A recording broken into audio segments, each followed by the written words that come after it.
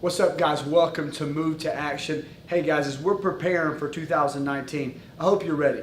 I hope you're filled with anticipation, not anxiety. I hope you're excited about what God has for you. Hey, I want to talk about two things today. I want to talk about two things, so do not skip out, hold in. I'll make it as short as possible. But the first thing I mentioned at the beginning of the year, and I started mentioning last week, was a personal growth plan. We want to have a growth plan. Everything that matters to you, you have a plan for. If you don't have any plans, then I would suggest you don't care about much. Everything that we really care about, we plan for, right? If you're driving, you probably know how much gas is in your gas tank. If you have a bank account, if you have any sort of money, you probably know how much money you have because those things matter to you. So we have a plan for them. We know what's going on. So I want you to have a personal growth plan for 2019. Now, listen, I know that maybe you've never done that before. That's okay. I'm going to give you some ways that I break it down. Then I'm going to do some lives this week, so I want you to watch out for those where I break it down for me personally what these look like in my life. So as you're looking at your personal growth plan, the first thing I want you to do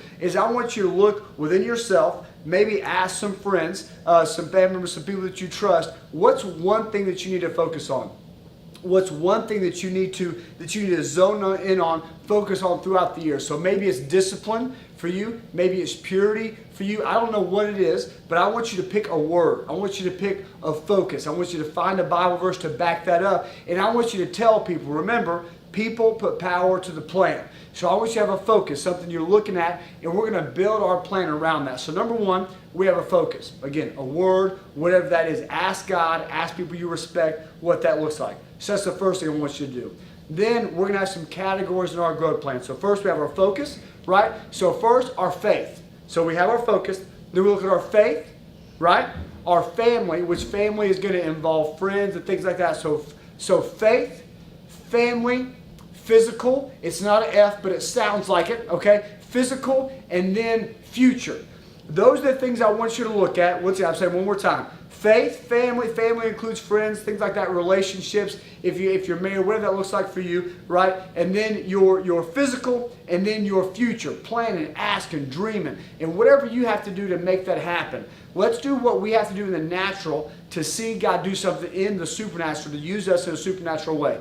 So I want you to start building that. I'll do some live, answer some questions, but we need to start working on that every day till the end of the year so we have a good plan so that 2019 is the best you've ever had.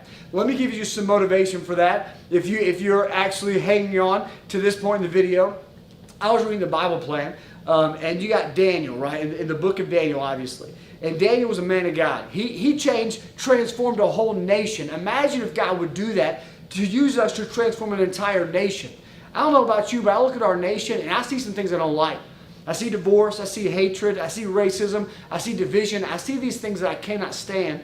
And I wish that God would use me to change a nation like He did Daniel. Not only did He use him to change a nation, He used him to change a nation he didn't even belong to. He was a Hebrew in Babylon, and He changed the whole nation, right?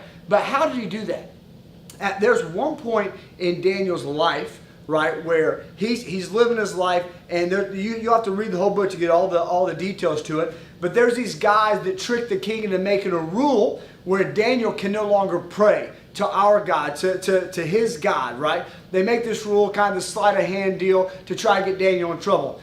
And then right after they make the rule, and this rule is punishable by death, right? Death by being fed to lions, Daniel lions den, right? So after they make this rule, Daniel goes straight and starts praying.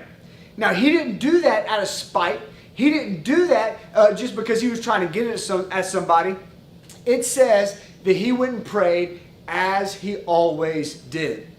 That's the reason we make a plan. Because too many of us, our circumstances dictate what kind of difference we make in our lives, in the eternal, and in the lives of others, but we're called for more than that. So we're going to make a plan so it can be said about us. They witnessed as they always did. They loved as they always did. They prayed as they always did. So we make a plan, and we tell people, men and women of God, because people put power to the plan, right? So that we can have these actions that we do as we always did. You are a victor. You are more than a conqueror. You are called to change the world. All we have to do is move to action. Let God take our natural and make it supernatural. I love you. Let's change the world. Make that growth plan. We'll do it together.